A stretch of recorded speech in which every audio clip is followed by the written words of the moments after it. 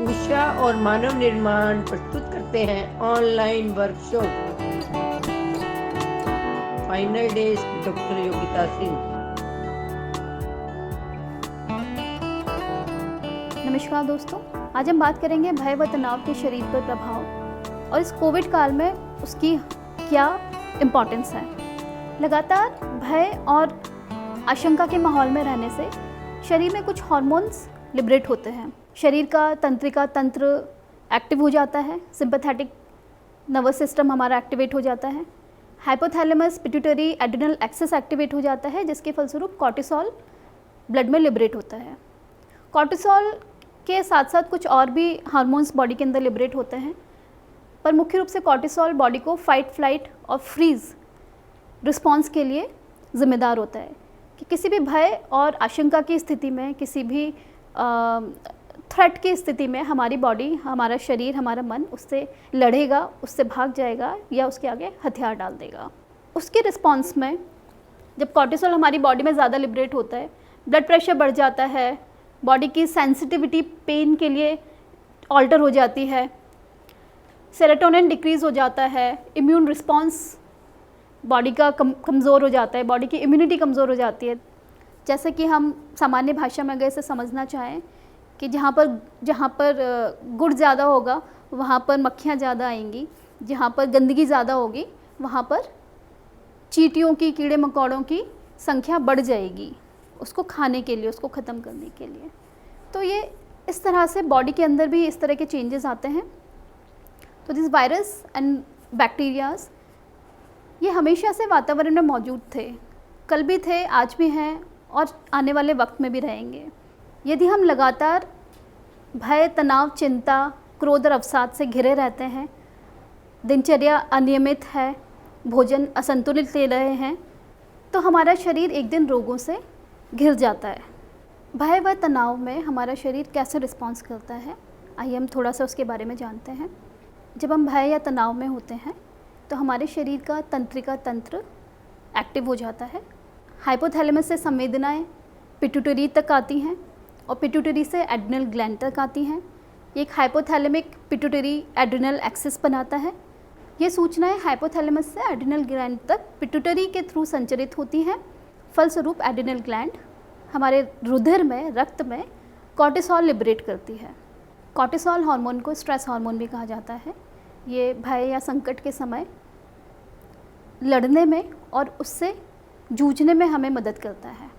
Cortisol hormone हमारे शरीर को या हमारे मन को ये निर्धारित करने में मदद करता है कि हम किसी भी परिस्थिति में, किसी भी संकट के सामने उससे लड़ेंगे, उससे भाग जाएंगे या उसके आगे हथियार डाल देंगे।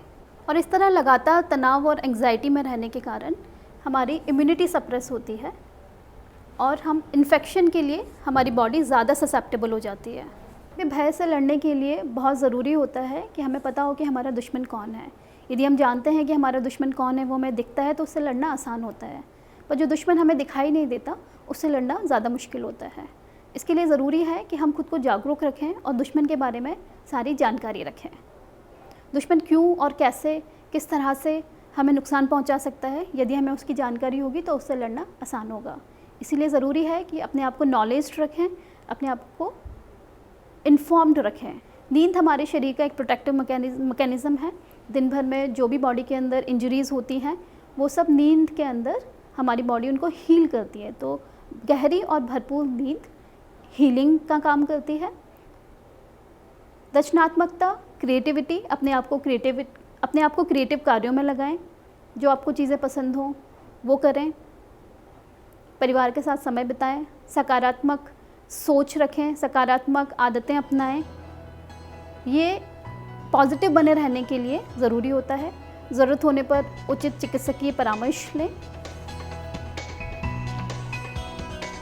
धन्यवाद। Final day session 2 doctor Renuka Gupta.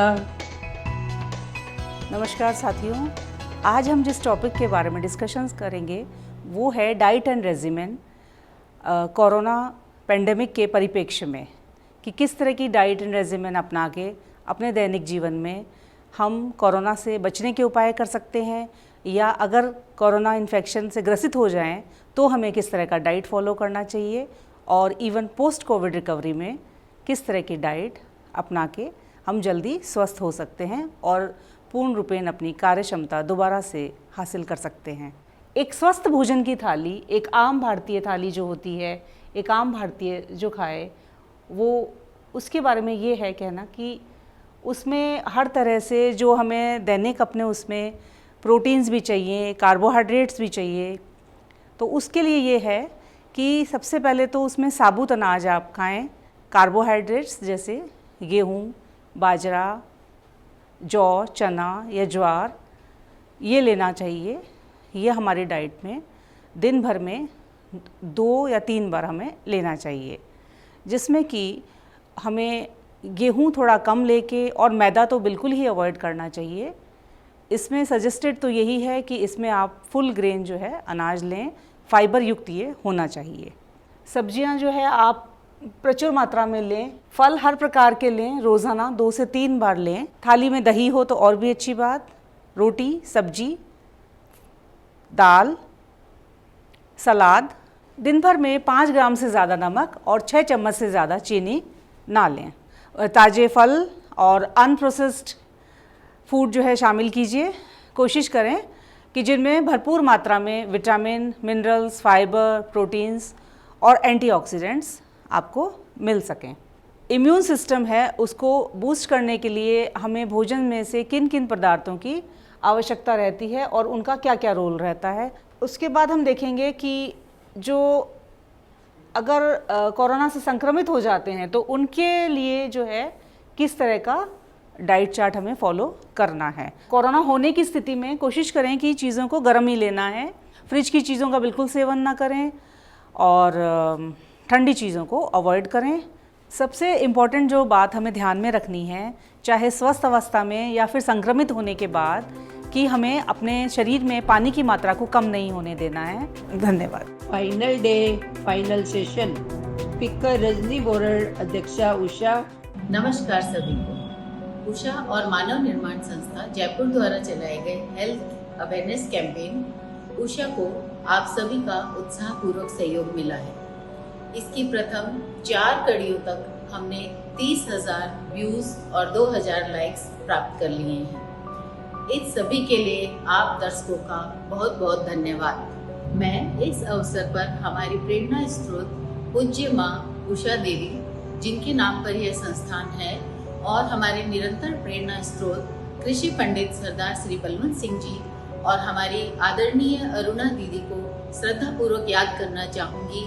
उनके देवीय आशीर्वाद के बिना यह कल्पना अभियान का रूप नहीं ले सकती थी।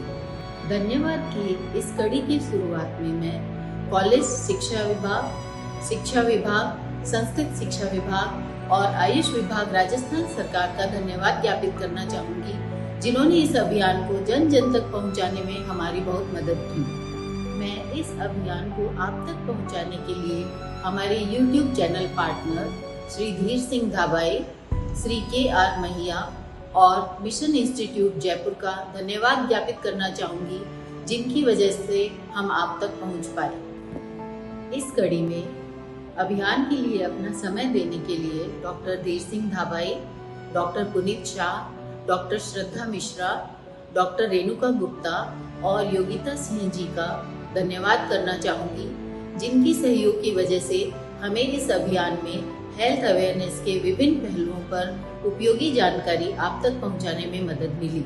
मैं उषा संस्था एवं मानव निर्माण संस्था के द्वारा होम्योपैथी के सभी प्रशंसकों, डॉक्टर्स और होम्योपैथी को अपनाने वाले सभी भाई बहनों को धन्यवाद देना चाहूँगी, जिन्होंने इस अभियान को पॉपुलर बनाने में अपना बहुमूल्य योगदान दिया। उषा और मानव निर्माण संस्थाएं होम्योपैथी के लिए समर्पित संस्थाएं हैं।